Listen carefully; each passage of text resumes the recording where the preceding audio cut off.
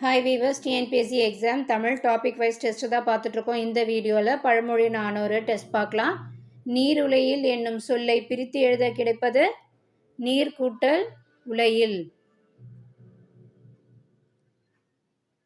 இரண்டாவது கேள்வி, மாறி கூட்டல் ஒன்று என்பதனை சேர்த்து எழுத கிடைக்கும் சொல் மாறி ஒன்று. மூன்றாவது கேள்வி, நிரப்புக. மாறியொன்று ஏன்றி வரந்திருந்த காலத்தும் டேஷ் மடமகள் பான்மகருக்கு. இங்க சரியான விடை பாரி. அடுத்தது நாலாவது கேள்வி, தவறான இணையை தேர்ந்தெடு. நல்கினால் கொடுத்தால் இது சரியா இருக்கு. மாறி மழை இதுவும் சரியா இருக்கு. மடமகள் இளமகள் இதுவும் சரியா இருக்கு. புகாவாக அப்படின்னு இருக்கு. இதுக்கு புகச்சல்னு கொடுத்துருக்கு. ஆனால் இதுக்கு சரியான விடை உணவாக. அதனால இங்க இதுதான் தவறான இணையா இருக்கு.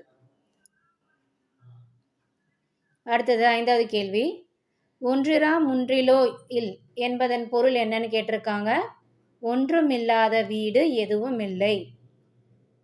ஏதான் சரியான ஆப்ஷன்.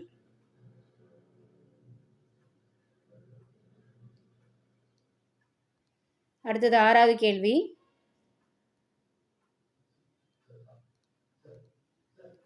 ஆற்றவும் கற்றார் அறிவுடையார் இவ்வரி இடம்பெற்றுள்ள நூல் எது? பழமொழி 400.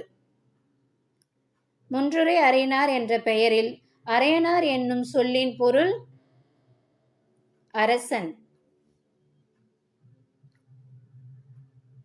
எட்டாவது கேள்வி, முன்றுரை என்பது டேஷ் பெயர், இது ஊர் பெயர். அடுத்தது ஒன்பதாவது கேள்வி, உலக வசனம் என்ற சிறப்பு பெயர் பெற்ற நூல் எது? பழமொழி 400. பத்தாவது கேள்வி, தவறான கூற்றினை தேர்ந்தெடுக்க. ஏ, 11 கீழ்கணக்கு நூலில் வரலாற்றை மிகுதியாக கூறும் நூல் பழமொழி 400 இது சரி. திருக்குறள் நாலடியார் நூலுக்கு அடுத்து புகழ்பெற்ற நூல் பழமொழி 400 இதுவும் சரி. பழமொழி 400 கடவுள் வாழ்த்து பாடலை பாடியவர் முன்றுரை அரையனார் இதுவும் சரி. பழமொழி 400 இலக்கண பழமொழிகள் அதிகம் விரவியுள்ளன இருக்கு. இலக்கண பழமொழிகள் கிடையாது, இலக்கிய பழமொழிகள் தான் அதிகமாக இருக்கு. அப்போ ஆப்ஷன் டி தான் இங்க தவறான கூற்றா இருக்கு.